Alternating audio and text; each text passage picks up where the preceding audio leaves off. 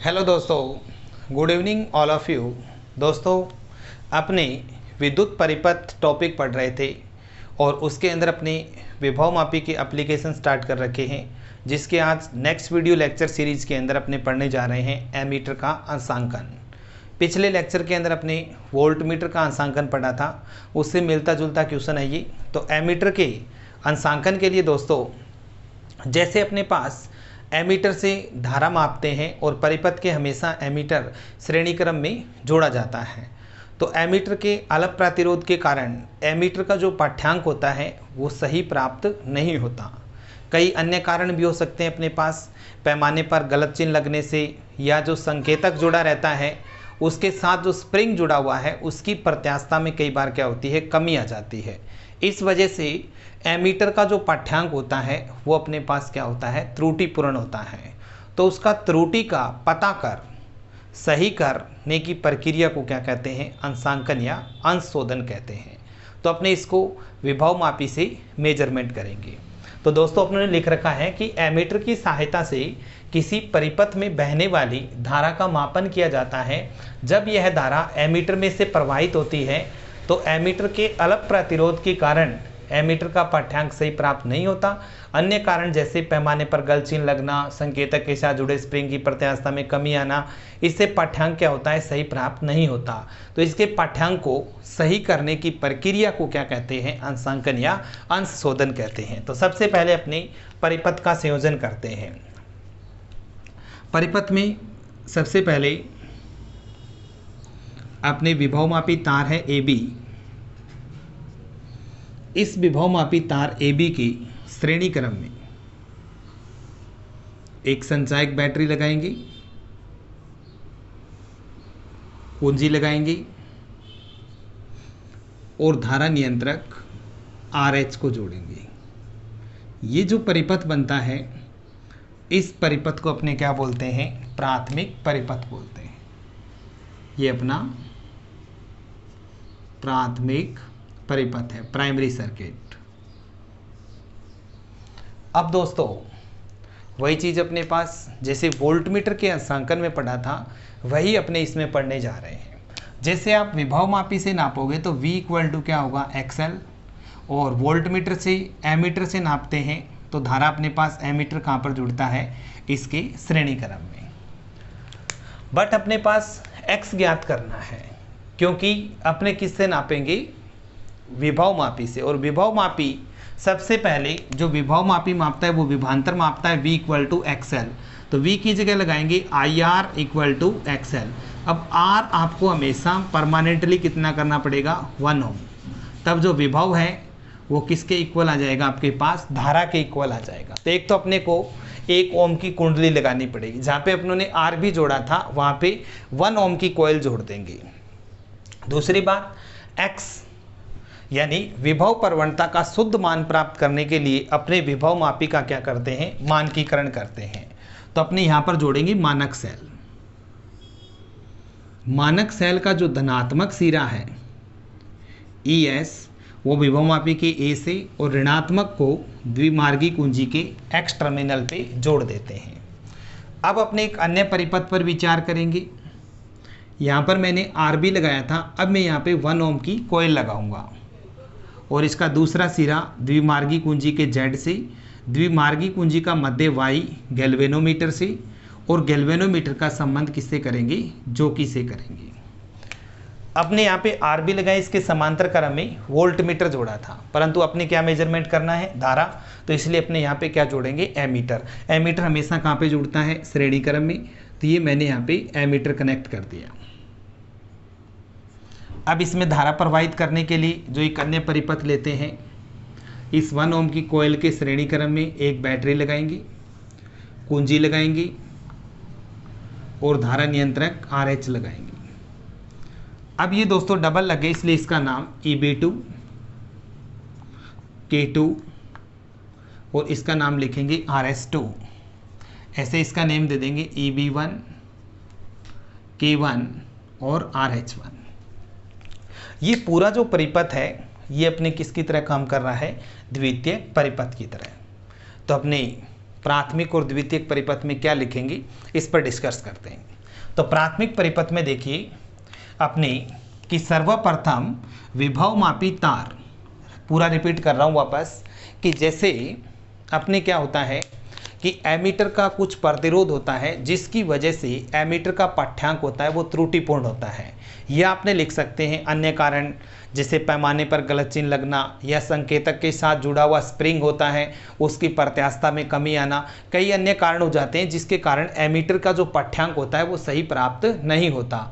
तो अपने एमीटर का पाठ्यांक सही प्राप्त करने यानी त्रुटि का पता कर सही करने की जो प्रक्रिया होती है इसे अपने एमीटर का अंशांकन या अंशशोधन कहते हैं। तो इसके लिए दोस्तों अपनों ने सर्किट डिजाइन किया है कि सर्वप्रथम विभवमापी तार AB के श्रेणी क्रम में संचायक बैटरी EB1, कुंजी K1 व धारा नियंत्रक RH1 को श्रेणी क्रम में जोड़कर प्राथमिक परिपथ को क्या करेंगे, पूर्ण करेंगे।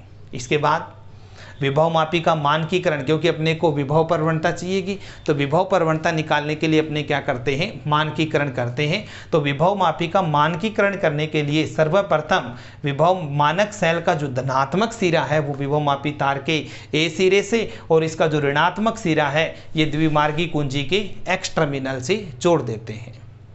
अब एक अन्य परिपथ पर विचार करते हैं जिसमें 1 ओम की कुंडली लगी हुई है। अब 1 ओम की जो कॉइल्स है उसके श्रेणी क्रम में एमीटर RS2, K2 और EB2 को जोड़ा गया है।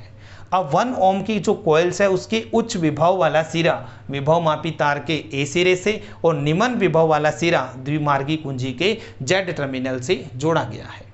और द्विमार्गी कुंजी का मध्य टर्मिनल Y गैल्वेनोमीटर से, और गैल्वेनोमीटर का संबंध किससे करवाते हैं, जोकी से करवाकर विभवमापी तार AB को स्पर्श करवाकर संतुलित लंबाइयां क्या करते हैं, क्या तो अपने कुंजी K1 को ऑन करेंगे। ऑन करने से परिपथ में I धारा वो क्या होती है, प्रवाहित होती है। अब अपने द्विमार्गी कुंजी के X व Y टर्मिनल के बीच में कुंजी लगाएंगे जिससे मानक सेल का संबंध प्राथमिक परिपथ से हो जाता है और ये मानक सेल का संबंध प्राथमिक परिपथ से हो जाएगा। अब इसके लिए अपने जोकी की सहायता से विभवमापी तार को स्पर्श करवाकर संतुलित लंबाई ज्ञात करते हैं। माना यह लंबाई L0 प्राप्त होती है जो इस सेल के विद्युत वाहक बल के क्या होगी, समानुपाती। तो ES समानुपाती L0 ES equal to XL0, X equal to ES by L0। ये अपने पास आई समीकरण नंबर 1। अब दोस्तों अपने इसको XY से निकालकर YZ में इंसर्ट करेंगे और YZ में इंसर्ट करके अपने इसके लिए एमीटर की रीडिंग्स जो देखेंगे और एमीटर अपने पास जो रीडिंग दे रहा है उसका मेजरमेंट करेंगे। तो एमीटर का पाठ्यांक वो अपने मान लें कितना है, A। अब अपने विभवमापी से मेजरमेंट करेंगे।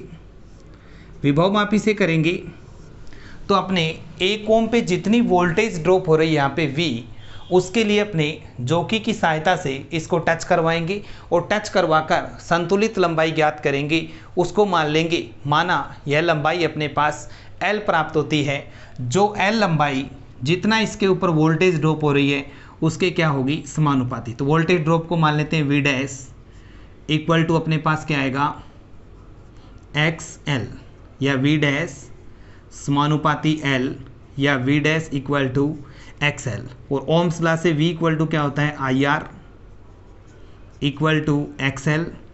R की जगह अपने पास इसको लेंगे I डैश, तो 1 ओम की कोयल है और X अपने पास है ES by L not into क्या है L।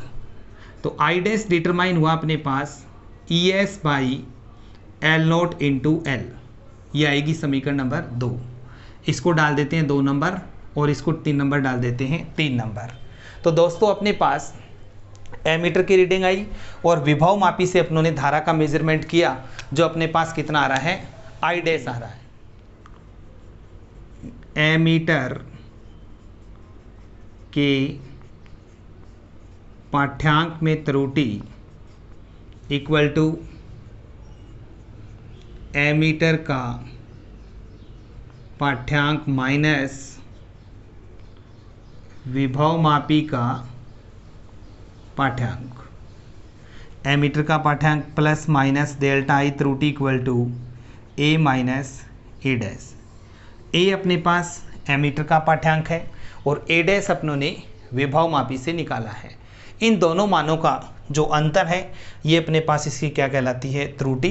फिर अपने इसका अंशांकन वक्र खींचते हैं तो त्रुटि और एमीटर के पाठ्यांक के बीच में जो ग्राफ खींचते हैं उस ग्राफ को क्या कहते हैं, अंशांकन वक्र कहते हैं। तो कार्यविधि में दोस्तों सबसे पहले अपनों ने K1 को ऑन किया।